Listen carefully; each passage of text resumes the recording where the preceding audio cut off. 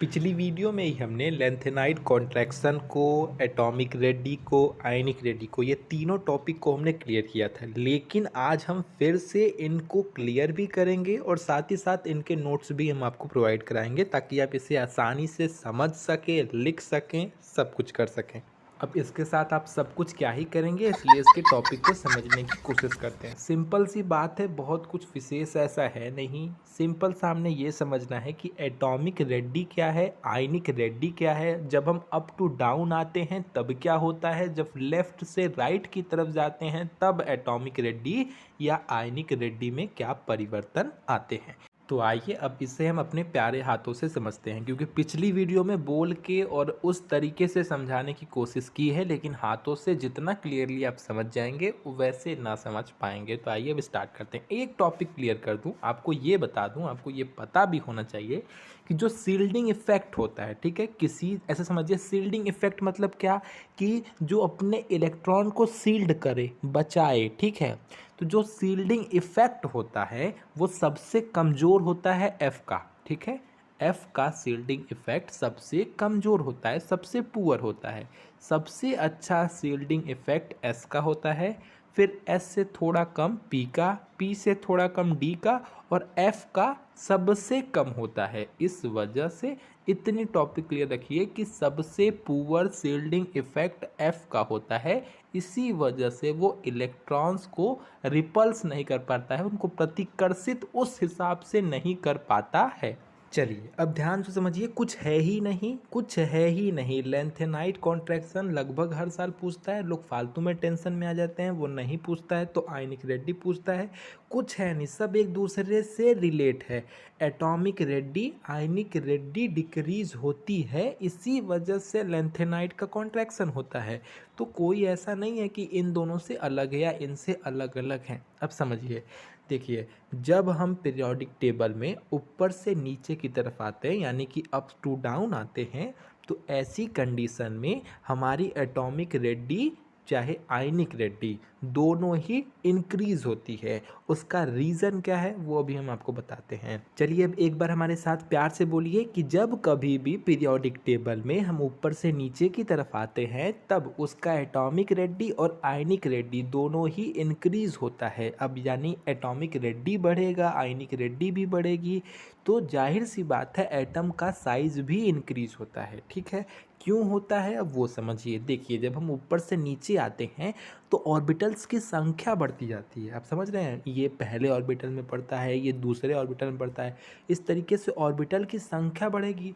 Orbital की संख्या बढ़ेगी तो क्या होगा, उनका एटम का साइज भी बढ़ेगा। एटम का साइज बढ़ेगा तो उसकी त्रिज्या भी बढ़ेगी और एटॉमिक रेडी भी बढ़ेगी। वही चीज़ है, त्रिज्या बढ़ेगी तो एटॉमिक रेडी भी बढ़ेगी, आयनिक रेडी बढ़ेगी, यानी कि परमाणविक त्रिज्या भी बढ़ेगी और आयनिक त्रिज्या भी बढ़ेगी। हम समझ रहे हैं। आप इन सब की वजह से थोड़ा कन्फ्यूज़न में आ सकते हैं। आप बाद में कहेंगे कि हम भूल जाएंगे, नहीं भूलेंगे नहीं। आप एक बार कॉन्सेप्ट को समझिए एक बार आप कॉन्सेप्ट को समझने की कोशिश करिए। कॉन्सेप्ट ये है कि जब आप ऊपर से नीचे आते हैं तब ऑर्बिटल की संख्या बढ़ती है, इन गोले गोले की संख्या बढ़ती है। अब इनकी संख्या बढ़ेगी तो क्या मतलब है, सिंपल सा मतलब है कि जो एटम है, जो आपका एटम है, उसकी साइज़ इंक्रीज़ हो रही है, उनकी साइज़ भी बढ़ रही है। अगर किसी एटम की साइज़ बढ़ेगी तो जाहिर सी बात है उसका व्यास भी बढ़ेगा। व्यास पता है ना आपको, जब किसी भी चीज़ का साइज़ बढ़ेगा तो उसका व्यास भी बड़ा होगा, और जब व्यास बड़ा होगा तो उसकी त्रिज्या भी बड़ी होगी। सिंपल सी बात है। तो वही चीज़ कही गई है कि जब ऊपर से नीचे आते हैं तो एटम का साइज़ इंक्रीज़ होता है। एटम का साइज़ भी इंक्रीज़ होता है तो एटॉमिक रेडी भी इंक्रीज़ होती है, और एटॉमिक रेडी इंक्रीज़ होती है साथ ही साथ आयनिक रेडी भी इंक्रीज़ होती है। और इसके विपरीत जब हम लेफ़्ट से राइट की तरफ जाते हैं, यानी कि बाएं से दाएं की तरफ जाते हैं, तब क्या होता है, तब आपके एटॉमिक नंबर क्या होता है, इंक्रीज़ होता है। एटॉमिक नंबर इंक्रीज़ होते जाता है, जैसे 58, 59, 60, 61। तो एटॉमिक नंबर बढ़ता जाता है। एटॉमिक नंबर जब बढ़ता है तो उसके जो लास्ट ऑर्बिटल है उसमें इलेक्ट्रॉन की संख्या भी बढ़ती है, यानी कि 4f ऑर्बिटल में इलेक्ट्रॉन की संख्या बढ़ती है। तो जब इलेक्ट्रॉन की संख्या f ऑर्बिटल में बढ़ती है तो एक इलेक्ट्रॉन वहाँ बढ़ता है तो एक प्रोटॉन न्यूक्लियस में भी बढ़ता है, एक इलेक्ट्रॉन वहाँ फिर बढ़ता है तो फिर प्रोटॉन में मतलब न्यूक्लियस में भी एक प्रोटॉन बढ़ता है। यानी कि जितने इलेक्ट्रॉन वहाँ पे इंक्रीज होते हैं वैसे ही आपके न्यूक्लियस में भी प्रोटॉन इंक्रीज होते हैं, जिसकी वजह से न्यूक्लियस का चार्ज भी इंक्रीज होता है। ठीक है, नाभिकीय आवेश बढ़ता जाता है, न्यूक्लियर चार्ज ग्रो करता जाता है, जिसकी वजह से ये जो बाहर आपका इलेक्ट्रॉन है उसको अपनी तरफ आकर्षित करने लगता है, अट्रैक्ट करने लगता है। चूँकि एफ ऑर्बिटल का शील्डिंग इफेक्ट उतना अच्छा नहीं है, मैंने आपको पहले ही बताया था कि एफ ऑर्बिटल का शील्डिंग इफेक्ट सबसे पुअर होता है, तो वो इलेक्ट्रॉन को प्रतिकर्षित नहीं कर पाता है और इस वजह से इसका खिंचाव, न्यूक्लियर चार्ज बढ़ चुका है तो ये और अच्छे से खींच पा रहा है। खींचने की वजह से वो धीरे धीरे सिकुड़ने लगता है, कॉन्ट्रैक्शन होने लगता है, जिसकी वजह से एटम के साइज में कमी होती है। एटम का साइज घटेगा तो एटॉमिक रेडी भी घटेगी, साथ ही साथ आयनिक रेडी भी घटेगी। उम्मीद है चीज़ें आपको समझ में आ गई होंगी, नहीं समझ में आई होंगी अब हम आपको हाथ से समझा रहे हैं, एक बार इससे भी समझ लीजिए, कॉन्सेप्ट क्लियर, बात खत्म। देखिए ध्यान समझिएगा, सिंपल सी बात है। आपने मान लीजिए कि लैंथेनाइड सीरीज का 59 वाला एलिमेंट ले लिया। जब आप उसका इलेक्ट्रॉनिक कॉन्फ़िगरेशन करेंगे तो आप देखेंगे कि 4f ऑर्बिटल में 3 इलेक्ट्रॉन आएंगे। ठीक है, ठीक है, सबसे लास्ट यही ऑर्बिटल है, मान लीजिए इसमें 3 इलेक्ट्रॉन आए। ठीक, तो आपने यहाँ पे 3 इलेक्ट्रॉन मान लीजिए इसमें भर दिया। ठीक है, मान लीजिए यहाँ पे आपने 3 इलेक्ट्रॉन भर दिया। ठीक, तो जब 3 इलेक्ट्रॉन यहाँ इंक्रीज होंगे तो जाहिर सी बात है यहाँ भी इंक्रीज होंगे। ठीक है, इसमें प्रोटॉन की संख्या, जब यहाँ पे इलेक्ट्रॉन ऐड होगा तो इसके न्यूक्लियस में प्रोटॉन भी ऐड होगा, तो मान लीजिए 3 आपका प्रोटॉन बढ़ गया, तो इस वजह से न्यूक्लियर चार्ज भी बढ़ा, साथ ही साथ एफ ऑर्बिटल में इलेक्ट्रॉन की संख्या भी बढ़ी। तो हमने क्या कहा है, हमने कहा है कि जब हम लेफ्ट से राइट जाते हैं तो क्या होता है, एटॉमिक नंबर इंक्रीज होता जाता है। अब एटॉमिक नंबर इंक्रीज होगा तो जाहिर सी बात है उसके अंतिम जो उसका अंतिम ऑर्बिटल है यानी कि 4f ऑर्बिटल है उसमें इलेक्ट्रॉन की संख्या भी बढ़ती जाएगी। मान लीजिए 59 से 60 होगा तो यहाँ पे एक इलेक्ट्रॉन और बढ़ जाएगा, 60 से 61 होगा तो वहाँ पे एक इलेक्ट्रॉन और बढ़ जाएगा। तो जब यहाँ बढ़ेगा तो न्यूक्लियस में भी प्रोटॉन की संख्या बढ़ेगी, और जब प्रोटॉन की संख्या बढ़ेगी तो न्यूक्लियस का चार्ज भी बढ़ेगा। चार्ज बढ़ेगा तो ये इसको अपनी तरफ आकर्षित करेगा, जो बाहर का इलेक्ट्रॉन है उसको अपनी तरफ आकर्षित करेगा, और आकर्षित करेगा तो आपको भी पता है कि जो f इलेक्ट्रॉन है उसका शील्डिंग मतलब जो f ऑर्बिटल है उसका शील्डिंग इफेक्ट बहुत कमज़ोर है, बहुत ही घटिया है, बहुत कमज़ोर है। तो ये उस हिसाब से इसको रिपल्स नहीं करेगा, इसको प्रतिकर्षित नहीं करेगा।